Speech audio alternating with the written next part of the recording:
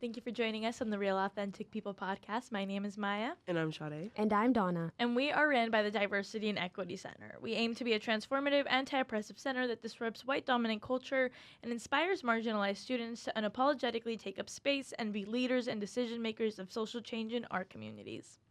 Here at the deck, we have 3 affinity programs, the first of which is called Thrive. And Thrive aims to create supportive and validating spaces for women of color to show up unapologetically as their full selves. We focus on developing leadership skills to support women of color students on campus, examining systems of power, privilege, and oppression as it relates to women of color experiences, and building lasting relationships and connections. The second affinity program is called the Men of Color Affinity Group, or MOCA. MOCA is dedicated to fostering a supportive community that empowers men of color through dialogue, mentorship, and advocacy. We aim to promote diversity, equity, and inclusion by addressing issues of identity, masculinity, and social justice while providing a space for personal and academic growth. Our third affinity program is QFAM. QFAM is a support program for LGBTQIA identifying students. They engage in study sessions, fun activities, identity exploration, community building, and forming connections with other LGBTQIA identifying faculty and staff all across campus. Here at the DEC, we also offer 2 other programs, one of which is called Culture Corner, which is a place to foster discussion around socially relevant topics. Our second program is called Find Your People, which is a space to collaborate with student organizations and clubs across campus to facilitate community building opportunities around certain identities. Past Find Your People events have included First Time in College, LGBTQ plus BIPOC, bisexual identities, and multiracial students. Okay, y'all, happy Black History Month. What have you been learning so far on this fine Black History Month? Something really interesting that you guys made me think about last episode was that there's a lot of people in history and Black history that we don't really discuss and we haven't really been taught about in public education. So today I thought we could talk about 5 things that we probably didn't know that Black women invented. When we think about history, inventions, and innovations in our world, it's important to think about who we perceive to be behind it.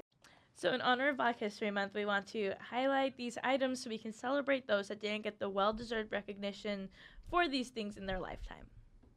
Now, y'all, I know y'all got security cameras and footage being filmed at your home to protect yourself. Do you have a Ring camera? My family has I think it's called Blink. Blink is a good one. Well, did you know the first home security system was created in 1966 by a Black woman named Marie Von Brayton Brown? She was born in 1922, and she later passed in 1999. Now, Mary Brayton Brown invented the first home security system. Her invention came with a CCTV camera, a monitor, and a remote-controlled door lock. Remote control. Did y'all know about this? I did not.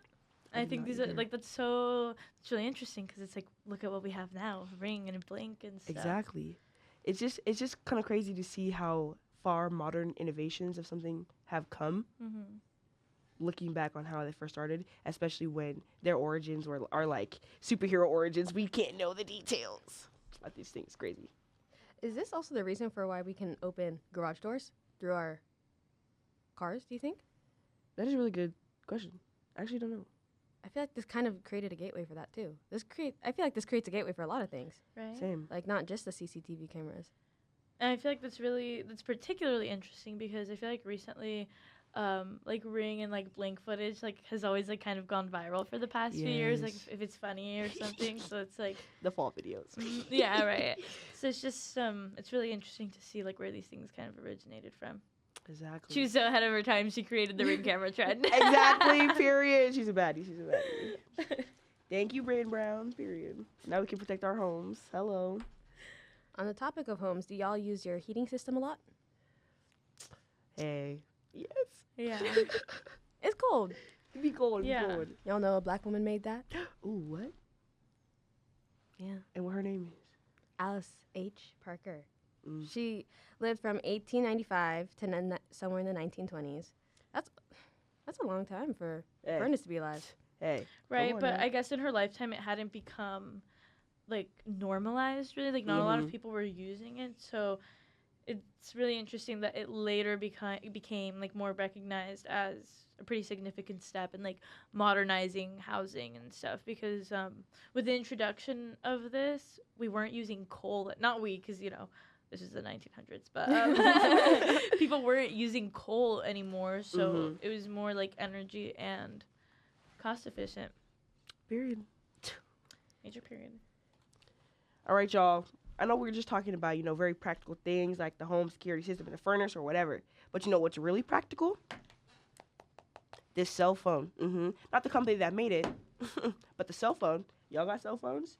Telecom communication devices? Right. Well, did you know Dr. Shirley Jackson, born in 1946, She's still alive. She is. Love her down. She helped innovate those. All right, y'all. So she has her PhD in physics. It's a long title. I can't pronounce it. I'm so sorry, doctor, but we love you. Anyways, she has her PhD in physics, and she works in physics and telecommunications, and she led to the essential innovation of technologies, including the portable fax, the touch tone phone, and the caller ID. So y'all know when somebody call you, ain't supposed to be talking to this person, and they call, you see the little caller ID? Yep, she did that. Remember that. I feel like these are all things that like we have, like our parents at the very least have like used so much in their daily lives, and it's like I wonder if anybody even knows that a black woman did that. Exactly. And now we're talking about it. But also, my fault. You go. Okay. It also makes you think about like my parents growing up and stuff, because my aunt always talks about how like, girl, we was outside, we ain't had no phone, we had no TV, because she old. So it makes me think like the difference between how our generations grow up, the difference between the information that we get to like pay attention to and the information that we don't get to pay attention to, and the information that we have the luxury to just be like, I don't see that, and like keep scrolling. That makes me think of like the state of the world and how we can just be like, yeah, I don't want to deal with that right now, and then like go to class or something, Oh my God, wait. Circle back really quick. I love how you said that knowing random things and stuff is a luxury. Yeah. And like I just always think about like if we didn't have like the internet to just get these facts about these black women just immediately, how would we be treated like today? Right. Because if we didn't have the ability to use our cell phones to communicate at the speed of light and record what's going on the field when something's going down, how would we be treated? Who would tell our stories? You know what I mean? So it's like, it's fun to like talk about this stuff, but then it's important to remember like how it really genuinely does affect us every single day. Why we're talking about it. Exactly. Because people like to talk about the what it is, but the why is what I think is the most important aspect of it. And I think another really important reason for talking about stuff like this, even if it does seem like random fun facts or whatever, it's like these are important things to be finding out now, because before the internet wasn't so widespread where you could literally get like all this information in just a few clicks in a few minutes, right? So I think that's also a big part of the reason why black inventors and black women didn't get their flowers, because there was really no place that was like that was so in our faces about accuracies and historical facts and stuff. So it's just, I think that's another really interesting evolutionary moment. Yes. I'm messing with it. Yo, for those people who don't know me, I am directionally challenged, not inclined to find the destination. Take me a block away. If I wasn't looking, I'm lost. So Dr. Gladys West, she helped create satellite mapping and GPS technology. Without her, y'all would never see me on the street. Never. She was born in 1930, though, so shout out her. Love her. And she's still alive. I know. I love that some of these women are still alive. I'm like, period. It's just, your life is just so cute. Like, what? Love her down, because I literally cannot get anywhere without the GPS. I'm so sorry.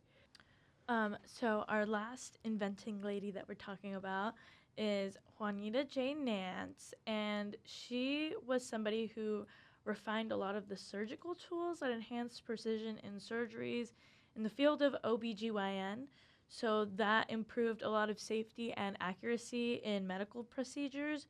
So I think this is a really great story of one that demonstrates the inventions of women who made significant contributions through their lives' work that never got to be celebrated, despite how pivotal they were in making remarkable improvements, especially in the medical development for women. I feel like that the medical development for women, period, like that ate down, because like the healthcare disparities that exist that are prevalent, especially for women of color, especially for Black women, especially in child labor and birth, is insane. There are so many very very much cases documented that could have been avoided, like unnecessary deaths from the about like I don't know. Thank you, Juanita. That's all I gotta say. All right, y'all. Thank you guys for coming with us on this journey, learning about these Black innovators, these Black creatives. Shout out them. All right, y'all. Coming up soon at the DEC, join us as we put up the Black Joy exhibit. That is going to be from February 19th to the 21st.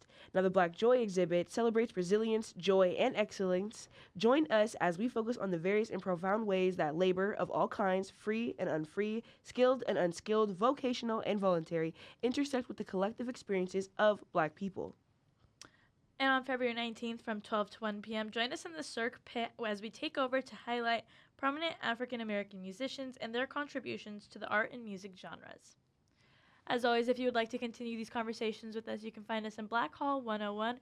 We're open Monday through Friday, 10 to 7. On Fridays, we close at 5. And this was the Real Authentic People podcast. I'm Maya. And I'm Sade. And I'm Donna. Bye.